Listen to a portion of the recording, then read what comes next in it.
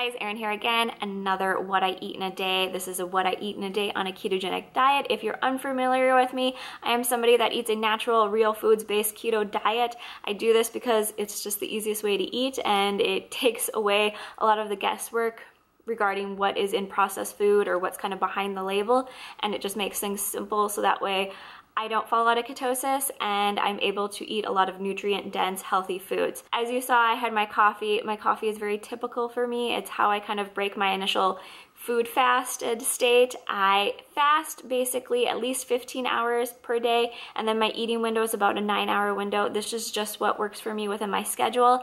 I don't try to conform intermittent fasting into be, the 6-hour, 8-hour window, 4-hour window. I don't try to force that upon myself because I feel like it gives me an extra layer of anxiety around trying to make things work, and I just want to be as simple as possible in eating so that way I make sure I'm eating well and I'm not making it more stressful than it needs to be. So for me, a 9-hour window works. So like I said, I broke my kind of fasted state around 9. However, I was still in a fat fasted state because I did a fat coffee or a bulletproof coffee, keto coffee, whatever you want to call it.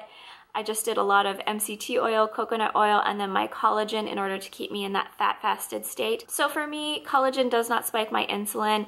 It doesn't have any effect on me, and I'm able to continue on in that fat fasted state. I don't end up spiking my insulin until sometime around lunchtime. I am very pro getting collagen in there. I find that there are a lot of great flavors of collagen out there that actually have no flavor, so they just blend really easily into your coffee. As you age, your body naturally loses collagen and you stop naturally producing it at the rate that you were the older that you get. So if you want to try and encourage your body to produce collagen naturally, you want to make sure that you're taking a lot of vitamin C. Vitamin C will help you to naturally produce more collagen, but if you're unable to take a lot of vitamin C, then you can supplement collagen in there, which is what I do. So I do take a lot of vitamin C every single day, and then I also do supplement collagen in there in order to make sure that I'm getting it into my diet at some point.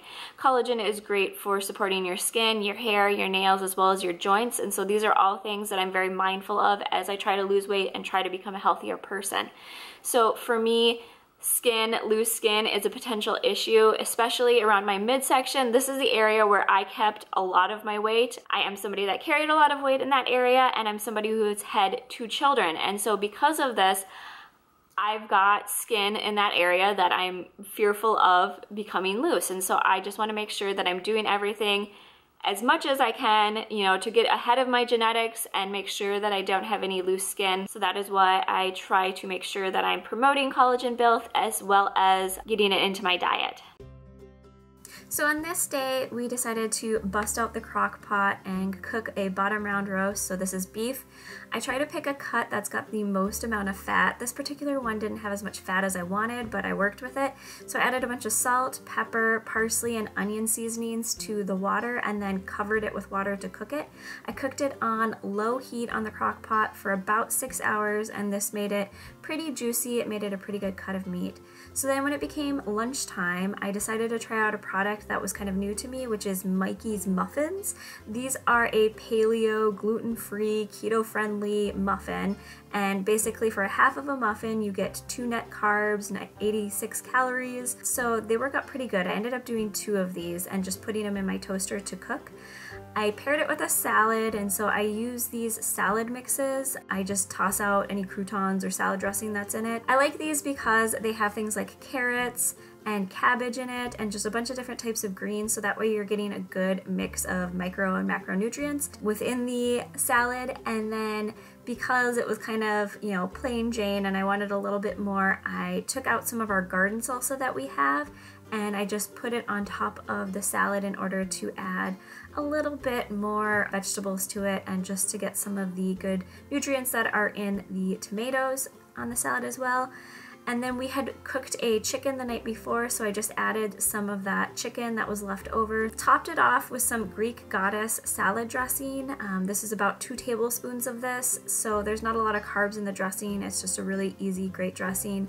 And then because it was a little bit lower in fat, I ended up adding some MCT oil to it as well in order to just kind of boost the fats up there so I would stay full. So the muffins, I ended up doing a teaspoon of peanut butter on each muffin in order to add in some extra fats, as well as just to get a little bit more protein in there. So this is my lunch for the day. Pretty simple, but you know, tons of nutrients in there.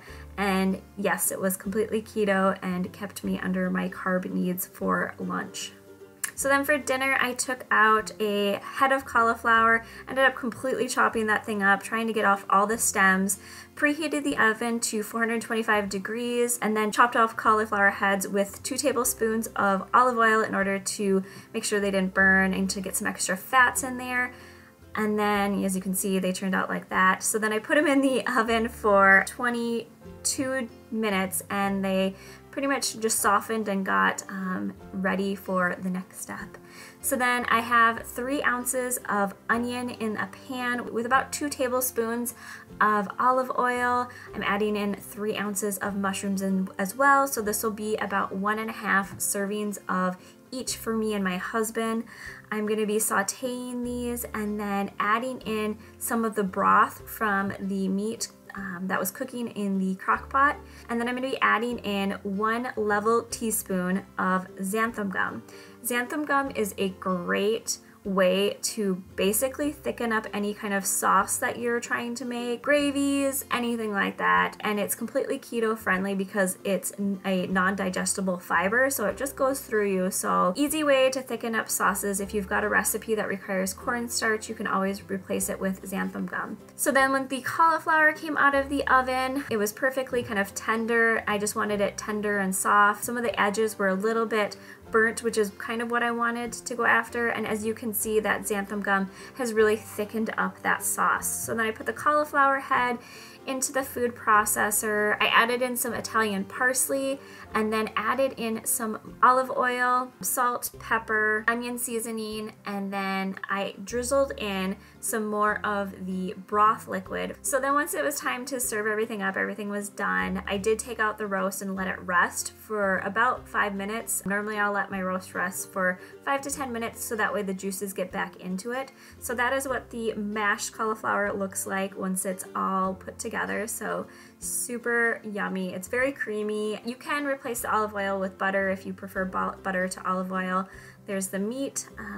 Turned out perfect. It was very juicy.